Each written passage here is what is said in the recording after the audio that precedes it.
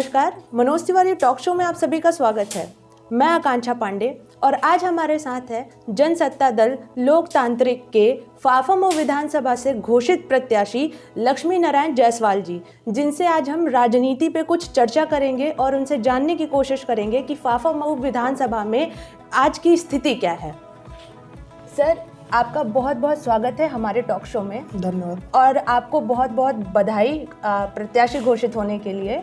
धन्यवाद। सर, सबसे पहले हम ये जानना चाहेंगे कि जनसत्ता दल की स्थिति फाफा मऊ में कैसी है। जनसत्ता दल की स्थिति पूरे फाफा विधानसभा में बहुत मजबूत स्थिति, और विधानसभा में नहीं, जनपद और प्रदेश स्तर पर भी जनसत्ता दल लोकतांत्रिक की स्थिति बहुत मजबूत है।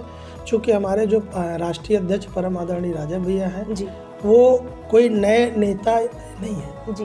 उनका लगभग 28 से 30 वर्षों का राजनीतिक इतिहास रहा है, जिसमें लगातार 6 पंचवर्षीय निर्दलीय विधायक के रूप में जो है जनता ने उनको समर्थन दे करके, सहयोग दे करके जिताने का काम किया है। तो जनसत्ता दल लोगों के आज दिलो दिमाग में बैठा हुआ, आदरणीय राजा भैया लोग दिलों में वास करते हैं।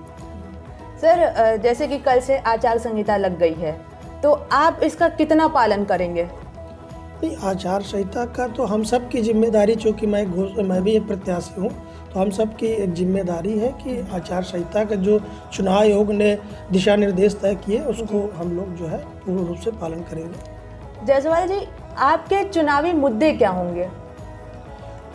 आपको जानकारी होगी, हमारे पार्टी का एक अभी संकल्प पत्र, जो सेवा संकल्प पत्र घोषित हुआ है जी, प्रत्याशियों के साथ ही सेवा संकल्प पत्र की भी घोषणा हुई, जिसमें तमाम ऐसे जो योजनाएं हैं या जो बिंदु है जो जन सुलभ लोगों के लिए जो मूलभूत आवश्यकताएं हैं जी, जिसमें देखिए किसान, चूँकि ग्रामीण क्षेत्र में किसानों इस समय सबसे ज़्यादा परेशान, हमारे किसान बंधु हैं, तो उनको मद्देनज़र रखते हुए किसानों के प्रति कई बिंदुओं पे जो है उनका सहयोग के लिए, उनको उत्थान के लिए उनको ध्यान में रखते हुए संकल्प पत्र बनाया गया है।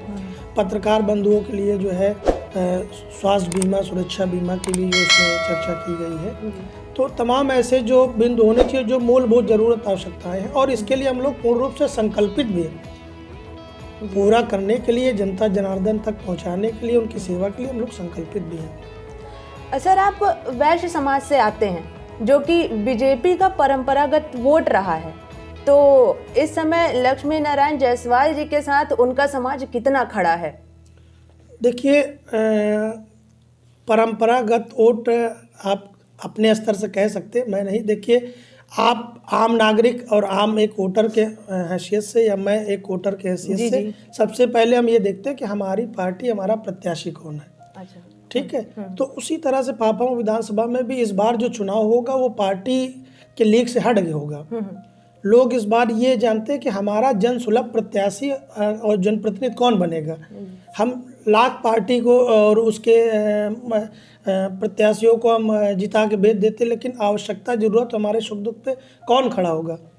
तो इस बार ज़्यादातर जो जनता का विचार है, जनता का जो मूड है, उसमें ज़्यादातर लोग प्रत्याशी को देख रहे हैं कि हमारी आवश्यकताओं जरूरत पे खड़ा हो सकेगा।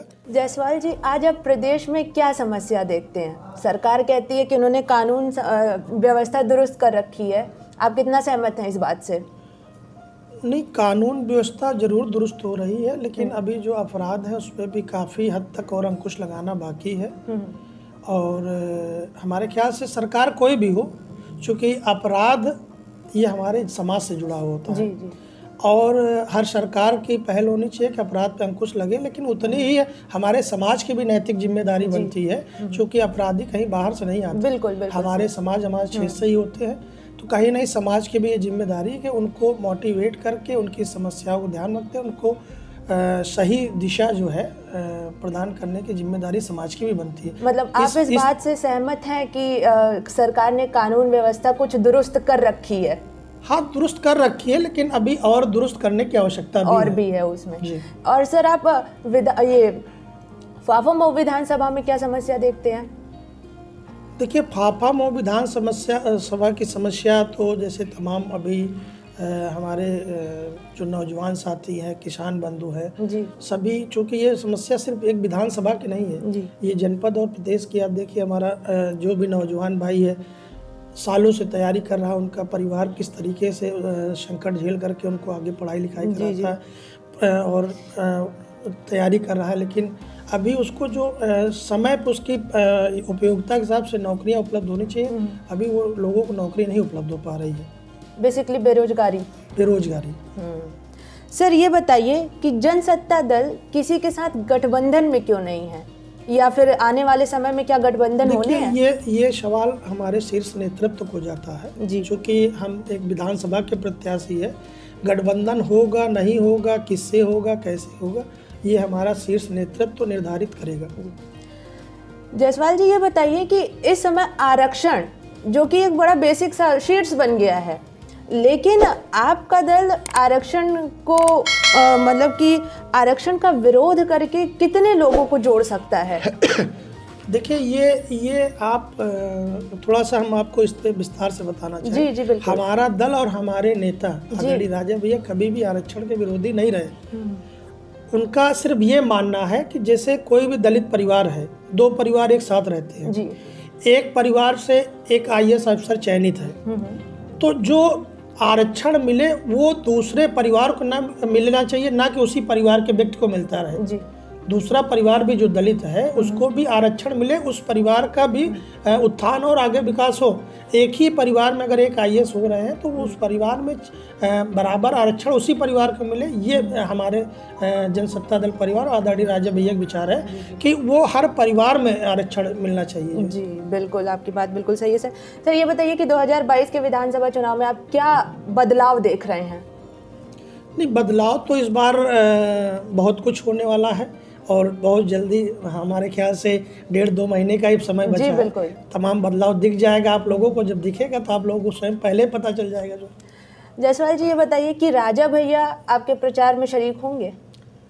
हाँ देखिए, राष्ट्रीय नेतृत्व का दायित्व भी है और चूँकि प्रत्याशी मैं उनके परिवार से, उनकी पार्टी से हूँ, तो निश्चित तौर पर आदरणीय राजा भैया का सहयोग मिलेगा, उनका मार्गदर्शन मिलेगा, आशीर्वाद मिलेगा।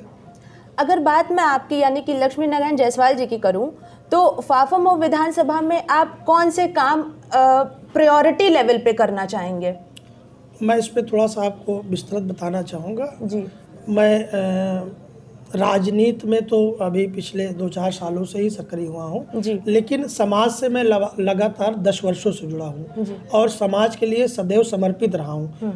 चूँकि आप जहाँ पे बैठे हैं ये हमारे कई विद्यालय वगैरह चलते हैं और आज की तारीख में लगभग 150-200 बच्चे हमारा निःशुल्क ऐसे पढ़ रहे हैं जिनके माता पिता नहीं हैं या माता पिता हैं लेकिन उनकी देखिए लगातार जो है मैं निःशुल्क स्वास्थ्य शिविर का भी आयोजन करा रहा हूँ, जिसमें तमाम लोगों को स्वास्थ्य से संबंधित समस्याएं हैं उनका लाभ हम लोग प्रदान कर रहे हैं। समाज के जो शोषित व्यक्ति हैं, जो मुख्यधारा से हमारे भटके हुए हैं, उनको मुख्यधारा में नहीं अभी जुड़ पाए हैं, वहाँ तक हम लोग पहुँच करके उनकी आवश्यकताओं पे, ज़रूरत पे उनकी समस्याओं का निदान करने का प्रयास कर रहे हैं। चूँकि मैं इसी विधानसभा का निवासी भी हूँ और फाफा विधानसभा मेरे लिए, मैं उनके लिए अपरिचित नहीं हूँ ना वो मेरे लिए परिचित। एक ये मेरे परिवार जैसा है और मैं परिवार के सदस्य के रूप में पिछले 10 वर्षों से फाफा विधानसभा में हर व्यक्ति के सुख दुख में शामिल होने का प्रयास करता हूँ। सर ये बहुत अच्छी बात। वक्त है एक छोटे से ब्रेक का।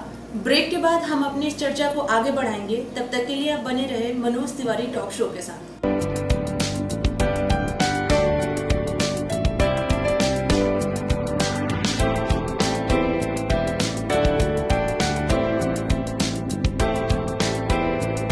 ब्रेक के बाद आप सभी का एक बार फिर से स्वागत है मनोज तिवारी टॉक शो में। हम अपनी चर्चा को आगे बढ़ाते हैं।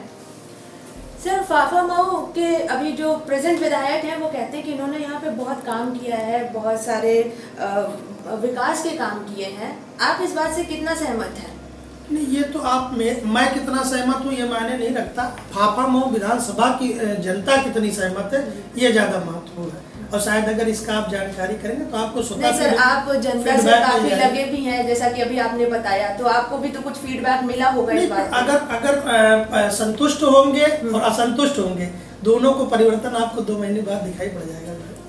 अभी हाल ही में नितिन गडकरी जी ने फाफा मऊ विधानसभा को एक काफी बढ़िया तोहफा दिया है, तो आपको नहीं लगता कि इससे बीजेपी को प्रॉफिट होगा चुनाव में? देखिए, हर सरकार जो भी, चाहे वो प्रदेश में चाहे केंद्र में हो, हर सरकार की ये नैतिक जिम्मेदारी बनती है कि आप अगर केंद्र में बैठे तो देश स्तर पे और प्रदेश में बैठे तो प्रदेश स्तर पे जो विकास के कार्य को जिम्मेदारी आप लेते हैं या जो आप जनता के बीच में संकल्प पत्र या घोषणा पत्र लेकर के आते हैं, उनकी पूरा करने की जिम्मेदारी है और हर सरकार को ये कार्य करना चाहिए। जो जी बिल्कुल। सर, आप अपना सबसे करीबी कॉम्पिटिटर, प्रतिद्वंदी किसे मानते हैं?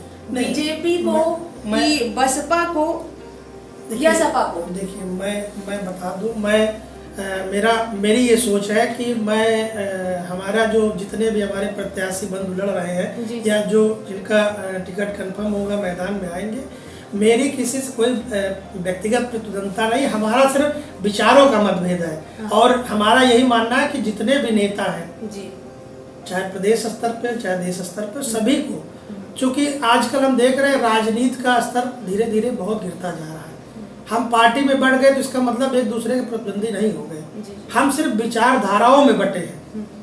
बाकी हमारे मधुर संबंध सभी से और मेरा कोई प्रतिद्वंदी नहीं है। अच्छा। और यही भावना सबके अंदर होनी चाहिए। फिर भी सर, एक होता नहीं है कि जैसे कि आप चुनाव लड़ रहे हैं, तो आपको क्या लगता है कि आपको अच्छी बेटर कौन दे सकता है?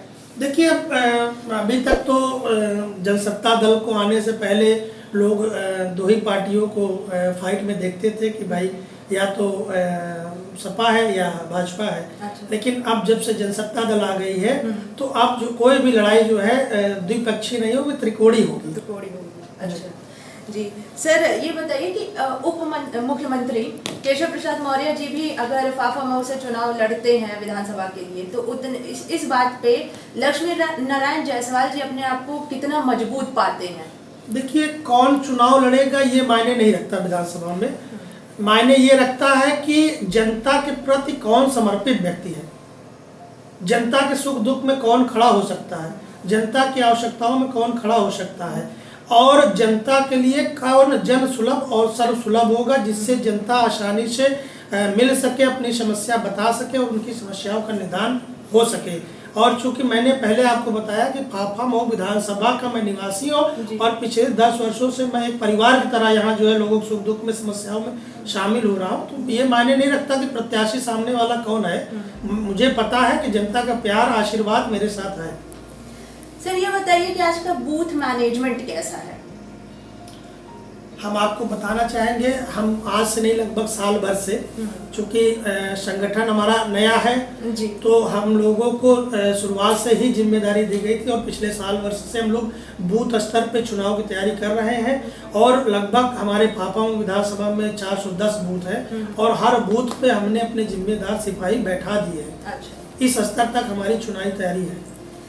जायसवाल जी, ये बताइए कि अगर आपको फाफा मऊ की जनता विधायक के रूप में चुनती है तो आप उनके लिए कौन से काम और विकास के काम करना चाहेंगे? देखिए, जो एक जनप्रतिनिधि की जिम्मेदारी होती है विधानसभा की, वो सारे कार्यों को मैं जिम्मेदारी से फाफा मऊ विधानसभा की जनता के लिए करूँगा।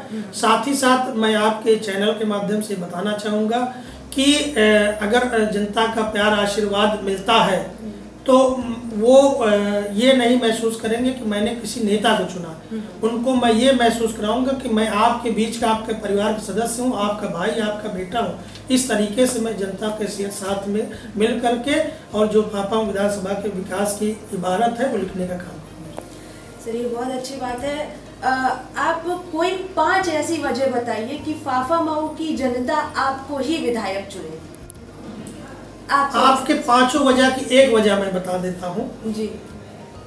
जनता के जितना जो नजदीक होगा, मैंने पहले भी कहा कि इस बार चुनाव पार्टी का नहीं होगा, चुनाव व्यक्ति और व्यक्तित्व का होगा, क्योंकि जनता कई बार पार्टी के नाम से वोट दे करके चुनाव जिता करके भेज दी है, फिर उन्होंने अपने आप को ठगा महसूस किया है कि नेताजी की मुलाकात ही नहीं होती तो जनता काम और समस्याओं का निदान कैसे हो। जी। और मैंने आपको बताया कि पिछले 10 वर्षों से फाफा मऊ विधानसभा की जनता से मेरा एक पारिवारिक लगाव रहा है, परिवार के सदस्य के रूप में मैं इनके रहा हूँ। तो जहाँ जिसको सुलभता मिलेगी, जहाँ जो सुलभता से उनके कार्य हो सकेंगे, उनकी समस्याओं का निदान हो सकेगा, जनता का प्यार आशीर्वाद उसी के साथ रहेगा। और लक्ष्मी नारायण जायसवाल के साथ पूरे फाफांग विधानसभा के, चाहे वो नौजवान साथी हो, चाहे हमारे किसान बंधु हो, चाहे व्यापारी वर्ग हो, चाहे माताएं बहनें हो, सबका प्यार आशीर्वाद लक्ष्मी नारायण जायसवाल के साथ है। अंतिम में लक्ष्मी नारायण जायसवाल जी का फाफांग विधानसभा के लोगों के लिए क्या संदेश होगा? मैं फाफांग विधानसभा के सम्मानित मतदाताओं से यही कहना चाहूँगा कि इस बार आप लोग जो चुनाव में अपनी भागीदारी देंगे, अपना मतदान करेंगे, वो जात बिरादरी और पार्टी को ना देखते हुए आप ये देखिएगा कि आपकी आवश्यकताओं में, ज़रूरत में, आपकी समस्या में, आपके सुख दुख में कौन आपकी सुलभता से खड़ा हो सकता है, किससे आप सुलभता से मिल सकते हैं। और चूँकि मैं यहाँ का निवासी हूँ, मैं पूरे फाफांग विधानसभा की जनता के लिए सुलभ रहूँगा और सुलभता से यहाँ के विकास कार्यों को, यहाँ की समस्याओं को करने का काम करूँगा। साथ ही साथ हमारे जो राष्ट्रीय अध्यक्ष परम आदरणीय राजा भैया भी है, वो भी फाफांग विधानसभा से लगी हुई कुंडा विधानसभा है, चूँकि वो फाफांग जनता के लिए भी बहुत पड़ोसी हैं। और आज की तारीख में किसी राष्ट्रीय अध्यक्ष से मिलना संभव जनता आम जनमानस के लिए नहीं होता, लेकिन हमारे जो आदरणीय राजा भैया हैं, राष्ट्रीय अध्यक्ष हैं, आज भी उनके यहाँ जनता दरबार लगता है। एक एक जो व्यक्ति समस्याओं का होता है वो जनता दरबार में अपना जाता है, उनकी एक एक समस्याओं का प्राथमिकता में रख करके निदान किया जाता है। वहाँ कोई जात बिरादरी धर्म का भेदभाव नहीं होता। तो मैं बस यही फाफांग विधानसभा की जनता से अपील करूंगा, निवेदन करूंगा कि इस बार जो आप अपना मतदान दीजिए, आप प्रत्याशी को देखिए कि प्रत्याशी आपके बीच में कौन सुलभता से उपस्थित रहेगा और आपके सुख दुख समस्या में हमेशा मजबूती से खड़ा रहेगा। धन्यवाद सर, आपका बहुत बहुत धन्यवाद अपना कीमती वक्त हमें देने के लिए, हमारे टॉक शो को देने के लिए। चलिए, मैं अपने आदरणीय राजा भैया परिवार से, जनसत्ता दल परिवार से, अपनी तरफ से आप सभी सम्मानित साथियों को बहुत बहुत आभार एवं धन्यवाद व्यक्त करता हूं। और आपका चैनल आगे ऐसे बढ़े, ऐसे हमारे परिवार की तरफ से शुभकामनाएं भी हैं। आप पूरी टीम के साथ स्वस्थ रहिए और कोविड में अपने का और अपनों का ख्याल रखिए। बहुत बहुत धन्यवाद। तो जैसा कि अभी आपने जनसत्ता दल लोकतांत्रिक के लक्ष्मी नारायण जायसवाल जी को सुना, जिन्होंने ये बताया कि फाफांग विधानसभा के लोग अपना विधायक कैसे चुने। उन्होंने ये बताया कि वो उनके अपने हैं, उनके परिवार के, उनके बीच के हैं, और वो जैसे ही विधायक बनते हैं वो सबसे पहले शिक्षा को प्राथमिकता देंगे और यहाँ के लोगों के लिए विकास के काम करेंगे। हम आपको ऐसे ही नेताओं से मिलवाते रहेंगे। तब तक के लिए आप बने रहें मनोज तिवारी टॉक शो के साथ। धन्यवाद।